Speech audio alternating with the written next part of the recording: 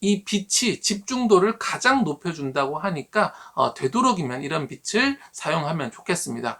요즘 스탠드는요, 자, 여러분들은 A방과 B방 중에서 아이가 더 좋은 수행력을 보일 방이 어느 방이라고 생각을 하십니까? 안녕하세요. 빠른 교육이 아닌 바른 교육을 향하는 콩나물쌤입니다. 이번 영상에서는요, 아이 공부방을 이렇게 바꾸면 성적이 올라갑니다 라는 주제로 말씀 나눠드리도록 하겠습니다. 요즘에 코로나 시국이잖아요. 아버님, 어머님 또 재택근무 하시고 아이들도 줌으로 수업하는 일들이 많은데요. 그러다 보니 아무래도 이 공간의 중요성이 굉장히 많이 느껴지고 있습니다. 실제로 저도 집에서 많은 일을 하는데요. 이 공간이 어떻게 정리되고 어떻게 느껴지는가가 사람의 일의 효율이나 어떤 기분에 굉장히 많은 영향을 미치는 것 같습니다. 그래서 뭐 꽃을 하나 둔다든지 그림 하나를 전시함으로써 사람의 기분을 바꾸고 집의 분위기를 바꿈으로써 어떤 일의 패턴, 흐름도 좀 바꿀 수 있는 그런 것도 있는데요. 아이에게 있어 이 공부방이라는 것도 아이의 공부에 많은 영향을 끼치게 됩니다. 왜냐하면 이 공간이라는 것이 사람의 기분과 감정과 느낌에 많은 영향을 미치기 때문이죠. 그래서 아이의 공부방을 공부에 효율적으로 공부에 잘 맞도록 꾸며주시면 아이의 공부에 많은 도움이 될 수 있겠는데요. 물론 공부방만 바꿨다고 해서 공부를 못하던 아이가 갑자기 공부를 잘하게 되거나 공부방이 조금 그렇다고 해서 성적이 뭐 떨어지는 이런 극단적인 일은 없겠지만, 이왕이면 다옹치마라고 아이의 공부에 좀 도움이 되는 방향으로 방을 꾸며준다면, 그렇지 않은 경우 공부 효율에 대해서 모른 채로 꾸미는 것보다 분명히 도움이 될 테니까요. 이번 영상 잘 보시고 바꿔주실 수 있는 부분들은 바꿔주시면 좋겠습니다. 콩나물쌤 전체 영상과 함께 보면 좋을 영상은 고정 댓글에서 확인하실 수 있고요.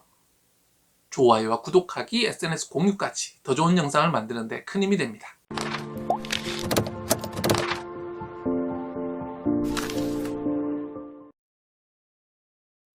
아이 공부방을 이렇게 바꾸면 성적이 올라갑니다. 오늘 첫 번째는요, 빛과 소음이라는 주제로 말씀 나눠드리도록 하겠습니다. 공부방을 뭐 선정하시거나 꾸며주실 때 가장 먼저 생각하셔야 할 것이 바로 빛과 소음이 되겠습니다.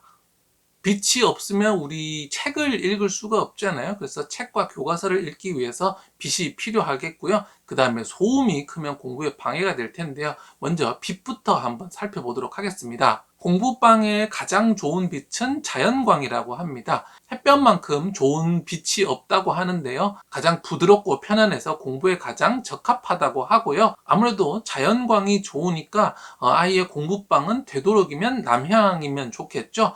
남향이면 해가 하루 종일 가장 많은 시간 들어올 텐데요. 저는 개인적으로 책상을 창문으로 향하는 형태는 그렇게 좋아하지는 않습니다. 왜냐하면 빛이 직접적으로 들어오면서 정면으로 들어와서 그 빛에 따라서 약간 불편한 감이 있더라고요. 저는 그래서 이렇게 책상을 이쪽에 지금 창문이 있습니다. 이쪽에 창문을 두고 이렇게 앉아 있고 그 블라인드를 이용해서 그때그때 빛을 조절하면서 사용하고 있는데요. 이렇게 하셔도 좋겠고요. 또 방이 꼭 남향이 아닐 수도 있잖아요. 뭐 동향, 서향, 북향일 수도 있는데 이럴 때를 대비해서 인공광이 필요하겠죠. 인공광을 사용하실 때에는 인공광 하나만 쓰기보다는 두 개 혹은 세 개를 쓰는 것이 좋다고 합니다. 인공광을 하나만 썼을 때는요, 그 상황에 따라서 빛이 균일하지 못하거나 그림자가 지는 일 등이 있을 수 있는데요. 빛을 두 개, 세 개 이상 사용했을 때 균일하고 일정한 빛을 사용할 수 있어 좋다고 합니다. 그래서 방에 기본적으로 등이 하나 있으니까요. 스탠드를 양쪽으로 한 두 개 정도, 아니면 이 앞쪽에 간접 조명 등을 설치를 해 줌으로써 일정한 빛을 제공할 수 있다고 하고요. 그 다음에 공부할 때 그 빛의 색이 색깔에 따라서 공부에 다른 영향을 준다고 합니다. 그것을 켈빈 값이라고 하는데요. 우리가 일반적으로 하는 공부에 가장 적합한 켈빈 값은 4000에서 4500K라고 합니다. 이 4000에서 4500K는요, 노란빛도 아니고 흰빛도 아닙니다. 근데 흰빛 같아 보이는데 약간 노르스름한 빛이 있는 것이 바로 이 4000에서 4500K 켈빈 값을 띤 빛이라고 하는데요. 이 빛이 집중도를 가장 높여준다고 하니까 되도록이면 이런 빛을 사용하면 좋겠습니다. 요즘 스탠드는요, 이게 버튼을 누르면 이 켈빈 값이 변화하는 그런 기능을 가진 스탠드가 많으니까요. 그런 스탠드를 선택하시는 것도 좋은 방법이 되겠고요.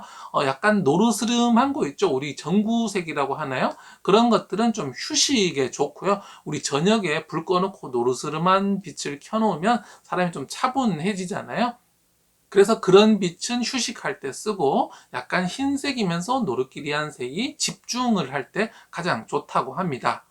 네, 다음으로는 소음에 대해서 생각을 해봐야 되겠는데요. 아무래도 공부는 소음이 가장 적은 곳이 좋겠습니다. 그래서 아까 전에 빛이 중요하기는 하지만 만약에 빛과 소음이 약간 반대로 영향을 미친다. 무슨 말이냐? 남양인데 남양에 그 놀이터가 있다든지 공사장이 있어서 시끄러운 경우 같은 경우에는 오히려 이 남양방보다는 차라리 북향방을 주고 인공광을 좀 더 잘 쓰는 게 좋겠네요. 그래서 소음이 가장 적은 곳을 방으로 주는 것이 좋을 텐데요. 현관에서 좀 떨어진 곳이 좋겠죠. 아무래도 현관에는 많은 가족들이 들락날락하고 손님이 들어올 수 있으니까요. 물론 요즘 아파트 같은 경우에는 구조가 뻔하게 뭐 안방이 제일 안쪽이고 아예 공부방이 현관 쪽에 좀 가까운 경우가 많은데 뭐 이런 경우가 아니라면 뭐 단독주택이라든지 다른 구조라면 되도록 안쪽에 있는 방을 좀 주는 것이 좋을 것 같고요. 또 현관뿐 아니라요. 주방 그리고 TV 이렇게 소리가 많은 곳에서는 되도록 떨어진 곳에 있는 방이 좀 더 좋겠습니다. 그래서 아이 공부를 위해서는 소음도 조금 관리를 해 주시면 좋겠는데요.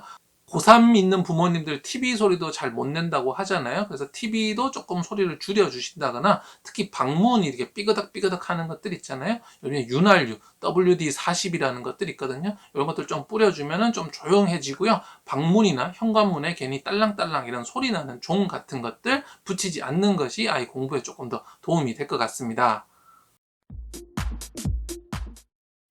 아이 공부방을 이렇게 바꾸면 성적이 올라갑니다. 오늘 두 번째는요, 공부방 구성이라는 내용으로 말씀 나눠드리도록 하겠습니다. 공부방 구성을 어떻게 하는 것이 아이의 공부에 도움이 되는가에 참고할 만한 연구가 있는데요. 바로 이 인지적 자극이 아이의 수행력에 어떤 영향을 미치냐 하는 그런 관련 연구입니다. 그러니까 이 공간을 어떻게 꾸몄느냐가 아이가 어떤 일을 더 잘할 수 있고 못하는지에 어떤 영향을 주는가에 관한 연구인데요.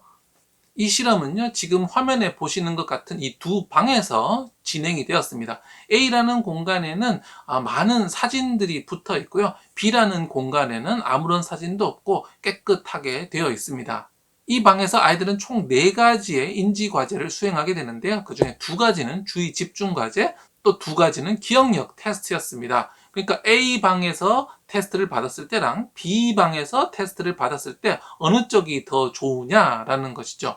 자, 여러분들은 A방과 B방 중에서 아이가 더 좋은 수행력을 보일 방이 어느 방이라고 생각을 하십니까? 저희 콩나물쌤 채널을 예전부터 앞쪽 영상도 많이 보신 분들은 분명히 아실 거라고 생각을 하는데요. 제가 늘상 강조드렸던 것이 있는데 바로 책상 전면을 깨끗하게 치워주시라라는 거였습니다. 방금 이 말을 통해서도 알 수 있지만 아이가 더 좋은 수행력을 보인 방은 바로 B였습니다. A방에서보다 B방에서 과제를 수행했을 때 아이들이 더 잘 집중하고 더 많은 것을 기억했다라는 겁니다. 왜 그럴까요? 바로 A방에 있는 저 사진과 그림들이 아이의 시선을 뺏어가기 때문입니다. 우리 뇌 속에 있는 인지 자원, 그러니까 집중할 수 있는 자원들이 있는데 사진이나 그림으로 이 집중력들이 날아가 버리는 거죠. 반면 B방에서는 아무것도 없기 때문에 아이가 훨씬 더 많은 집중력을 과제에 쏟을 수 있었습니다. 그래서 그 결과 B방에서 아이들이 더 빠르고 더 정확하게 수행을 했다라고 하는데요. 그렇다면 우리 부모님은 무엇을 해주셔야 할까요? 첫 번째는요, 아이가 앉았을 때 책상 전면을 최대한 깨끗하게 해주셔야 됩니다. 부모님이 꼭 치우시라는 말씀은 아니고 아이와 함께 협력해서 그 앞을 정리하셨으면 좋겠습니다. 정리의 기본 원칙에 따라서요, 모든 사물을 서랍으로 넣고 또 벽지도 되도록 단순한 걸 했으면 좋겠습니다. 옛날에 한동안 꽃무늬 벽지 이런 것들 굉장히 유행했잖아요. 요즘에는 뭐 유행하지 않는데 벽지 역시 그림이 있는 것보다는 최대한 단순한 심플한 색깔로 하는 것이 좋겠고요. 또 이불, 인형, 장난감 이런 것들 모두 최대한 정리를 잘 해주시는 것이 좋겠습니다. 그 다음에 벽면에 여러 가지 포스터 같은 것들 붙어 있는 경우도 있는데요. 이런 경우 역시 아이가 산만해질 수 있으니까 이런 것들은 되도록 없애고 최소화하는 게 좋겠네요. 네, 오늘은요, 아이 공부방을 이렇게 바꾸면 성적이 올라갑니다. 라는 주제로 말씀 나눠드렸는데요. 첫 번째, 빛과 소음 말씀드렸습니다. 먼저 빛은 자연광이 가장 좋기는 하지만 인공광으로 충분히 보충하는 것이 좋고, 인공광은 몇 개의 광원을 통해서 빛을 안정적으로 주는 것이 중요하다. 그 다음에 켈빈 값으로는 4000에서 4500K, 흰색인데 약간 노르스름한 느낌을 띠는 빛이 아이의 집중도를 올려준다고 합니다. 그 다음에 이제 소음이 중요한데 되도록 조용한 곳을 아이 공부방으로 하는 게 좋겠습니다. 현관, 주방, TV에서 조금 더 멀 수 있는 방이 있으면 좋겠고요. 만약에 남향방을 주고 싶지만 그 앞에 공사장이라든지 놀이터가 있다면 차라리 북향방을 주는 게 더 좋겠고요.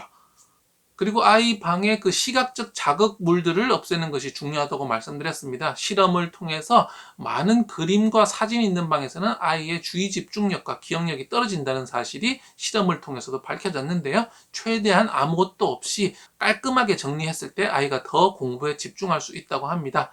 지금 사용하고 있는 아이의 공부방 한번 둘러보시면서 혹시 개선할 수 있는 점이 어떤 것이 있는지 한번 살펴보시면 좋겠고요. 또 향후 이사 가실 때도 조금 더 관찰해서 보시면 좋겠습니다. 또 이번 영상에 이어서 또 공부방을 어떻게 꾸미면 좋을지에 대한 영상 또 올려드릴 테니까요. 이것도 기대해 주시고 봐주시면 좋겠습니다.